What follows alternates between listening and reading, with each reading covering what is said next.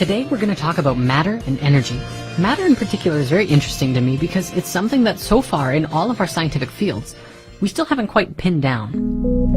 When something is created at a level of simplicity and geometry, it forms a vessel, a container to store the internal ingredients that it's actively creating and building inside. The best way I can describe this is by examining the fundamental behavior of a single-celled human. This single cell at that point is a single organ. Can you guess which organ it is? Skin. Skin acts as a boundary layer between the internal and the external world and was created from the genetic ingredients from the yin and the yang. When that transformation takes place, the two becoming one, something new is created. Well, obviously that's the case, but think about this. It's not just a mix of these two things, it's something new entirely. The singularity. Singularities are consciousness. They're that space of both void and awareness between all of the states of matter and all of the states of energy all at once. The singularity is like the equal sign in E equals mc squared. Singularities and boundary layers go hand in hand with each other. Consider that as energy goes into the toroidal field from the outside, going through that singularity takes it to the inside, as if going through the boundary layer. Likewise, it goes through the singularity when it leaves, back into a different space once again. It's almost as if there's a world of energy and a world of matter, both intimately connected to each other through fundamental principles like as above, so below, which operate like a parallel universe. The fun part is that we have access to engage with both of them simultaneously. Now, what are these two worlds? I don't think I have to describe the world of matter to you. It's the physical world, the material world. Now, the world of energy, on the other hand, really you could call it anything. The unified field, the astral realm, the source field, the energetic properties of matter, and even the place where your own imagination can thrive. These planes are intimately connected with each other, and through the awareness of both is where meaning is found, in the relationships between one and the other. So if singularities are in the middle of both of these places, how exactly do they work? Singularities are everywhere. Every atom has a singularity, regardless of if the atom is acting as a part of a person or that couch that we talked about previously. Perhaps there are different forms and functions that singularities have which produce different results. Thrive recently did a video about this which puts it all into perspective. They described the toroidal field and the way that they couple together with each other. When the field spins one way, it has a different effect than when it spins in the opposite direction. Then, when they come together, they create a new field in the center which is both of the previous two and neither all at the same time. This is the same geometry of the child's conception. Two coming together to create something new entirely. Toroidal fields must be able to come together at any angle, which you can see by just looking at the flower of life.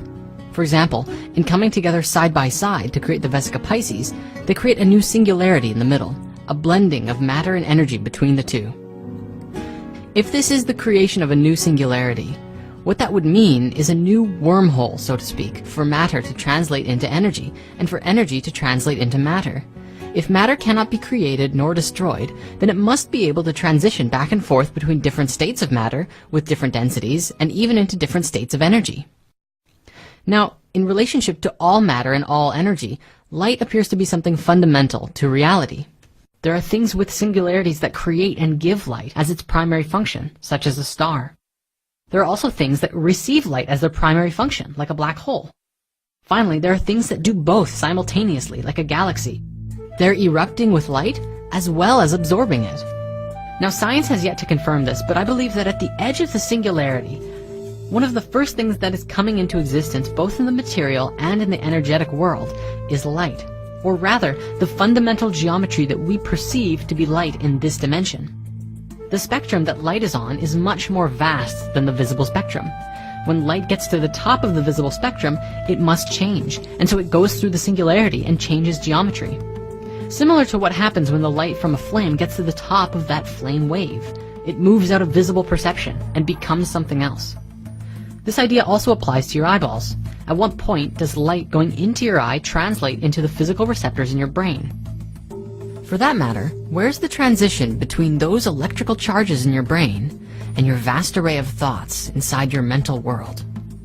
In order to answer that question, we have to take a look at ourselves. We are at the center of both of these worlds and planes. With our physical bodies, we can interact with the physical world, and through our thoughts and emotions, we interact with the world of energy. Engagement with the internal and the external happens simultaneously. When you see something external, you feel or think about it internally. They mirror each other. Likewise, when you feel something, that feeling happens on both an energetic level and in your physical body. A hormone is released, and waves of that emotion radiate out and affect those all around you. The hormone is the physical representation of the energetic feeling, and the feeling is the energetic representation of what that hormone is. Both of them always happen simultaneously in relationship to something else affecting you. It is literally of four elements constantly playing out: the physical and the energy of what's internal, and the physical and the energy of what's external. So at that moment of conception, the tiny singularities of each the seed and the egg together create a new singularity completely, one that has dominion over the ingredients that were provided, and one that is under the dominion of those who conceived it in the first place. People often ask me, when does the soul come into the body? Now, I'm not claiming to have the answer to that question, but I believe that the soul is there from the original point of union, just as the singularity is. As the embryo grows and continues to evolve, and develop organs and body parts, more and more of that new consciousness is able to grow and thrive as well. So the single cell is essentially an empty embryo because its awareness of the ingredients internally and externally is limited and very small. But as it develops a heart and a brain and a pineal gland, suddenly it becomes more and more of a developed human consciousness. For example, the moment the pineal gland comes into manifestation is certainly important in that human's early life, but wouldn't there still be basic consciousness before that? That's how it makes sense to me anyways, and let's always be open to exploring new ideas and possibilities, and really testing them to see if they're true. Okay, I want to put all this stuff together and share with you a really profound realization that I've had. The first form created at conception was not the heart, but skin, a boundary layer between the inside and the outside. Geometrically, this is a physical demonstration of the squaring of the circle and the circling of the square. As the embryo grows, it goes into phi and out of phi. You might remember before how we looked at the stages of an embryo's growth. First one sphere, then soon it creates 8 spheres, the basis of the Merkaba and the cube. Then it forms a toroidal-filled blob with an organ in the center, and soon after more and more organs and structures come into manifestation.